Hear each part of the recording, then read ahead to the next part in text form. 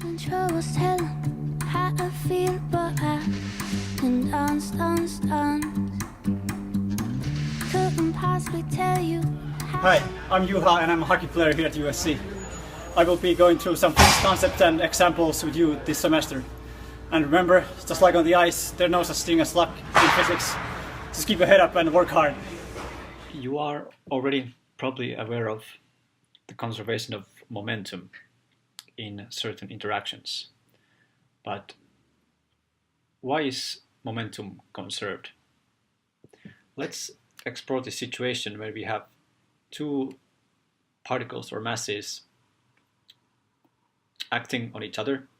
This could be a person jumping off from the boat to the left, and in that case you know that the boat will gain some velocity to the right. And this is just a principle of Newton's third law, or it is the Newton's third law, which says that if particle B, let's say, if particle B exerts a force on A, the particle A will exert opposite but equal magnitude force on particle B. And we have the same thing written out here. So when the force of B is acting on A, it will change the A's momentum, and vice versa. When A is acting on B, the force will change the momentum of particle B. And like I mentioned, according to Newton's third law, this must be true. So F B on A plus F A on B, that must be zero. They're equal in magnitude, opposite in direction. So what do we have? FB on A is the change in momentum of A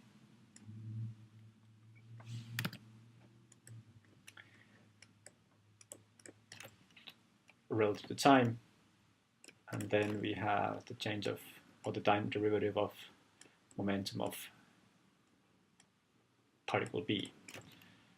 So that must be zero. And we can write this, of course, in the following form. So d of PA plus PB, and time derivative of this is zero, which means that the total momentum doesn't change as a function of time when there are no external forces. This is important. The only forces that we have here are what the particles exert on each other. So no external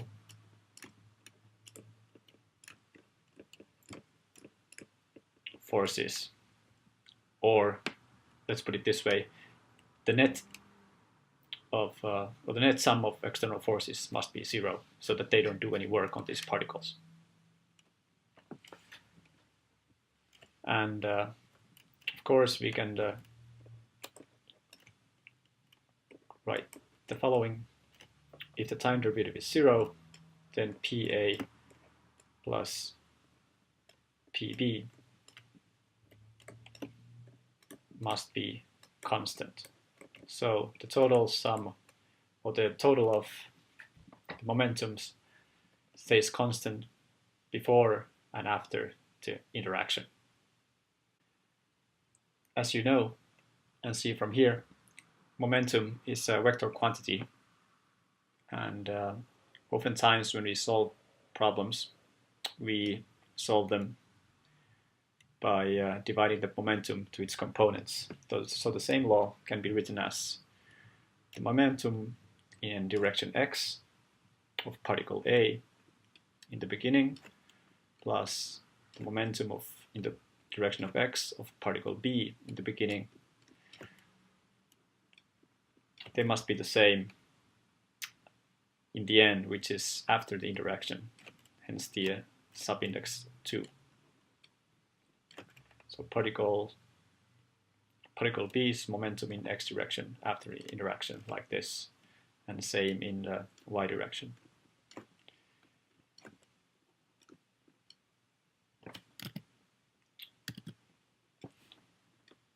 So that's everything that we have before the interaction in y direction. That must be the same after the interaction for both particles. Like this. The conservation of momentum is in some ways even more fundamental than the conservation of energy.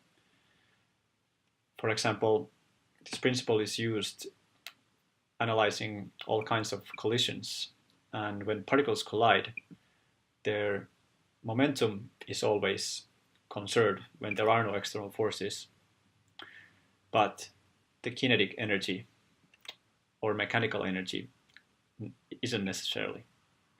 We'll see these examples of this in the following topics, but let's now consider a simple example of conservation of momentum only. So we have this toy, mechanical toy, that is in one piece to start with, and it has some kind of a spring inside that, when activated, makes these pieces fly off in different directions. Something like this.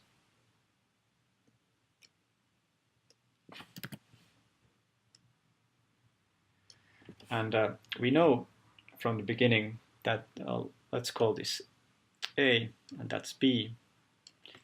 So when the spring goes off or is being released, the A goes directly to the negative x direction. So here's our coordinate system, x and y. And also the, let's call that some velocity A. And then the piece B goes directly the negative y direction with some magnitude of velocity VB. And we would like to know what is the velocity of the object C, magnitude and direction. Let's analyze this in x and y components as shown above. So in the x direction,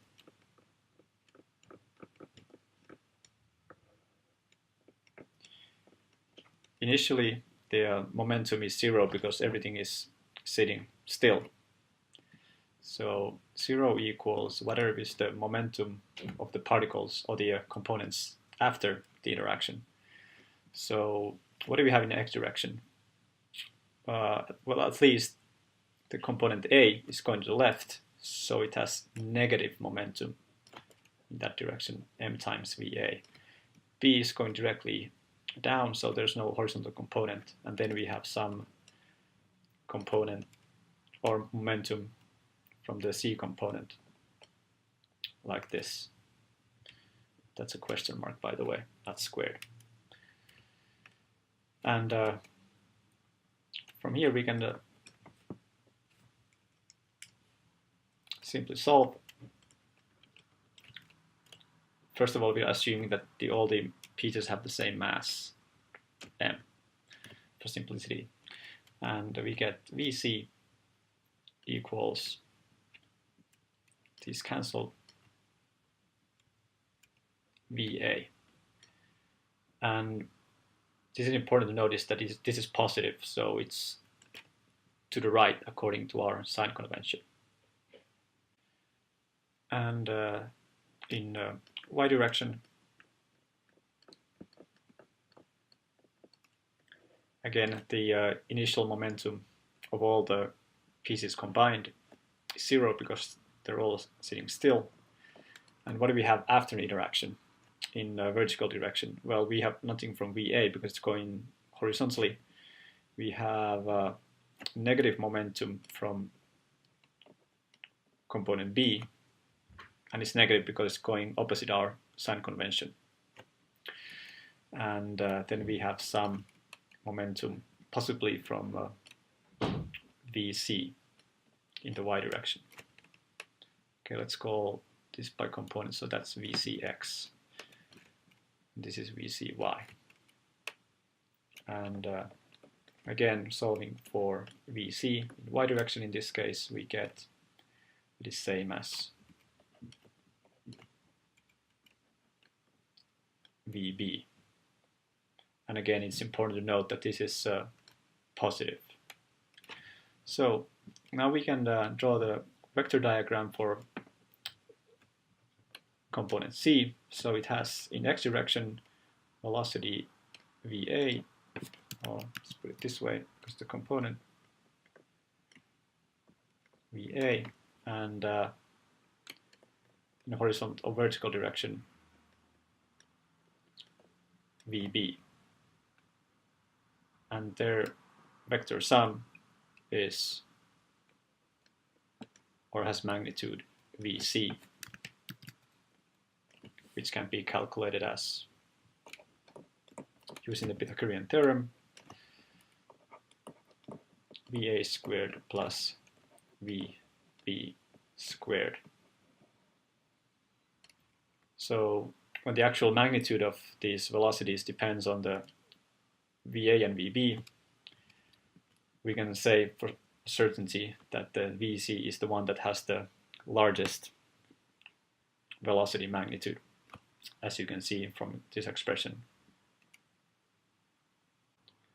Pretty much the only pitfall in conservation of momentum calculations is keeping track of the signs and getting them right, and sticking to the sign convention that you established in the beginning. The algebra gets a bit trickier when we throw in conservation of energy when that is needed. But for pure conservation of momentum, there is nothing too difficult to grasp, as you can see.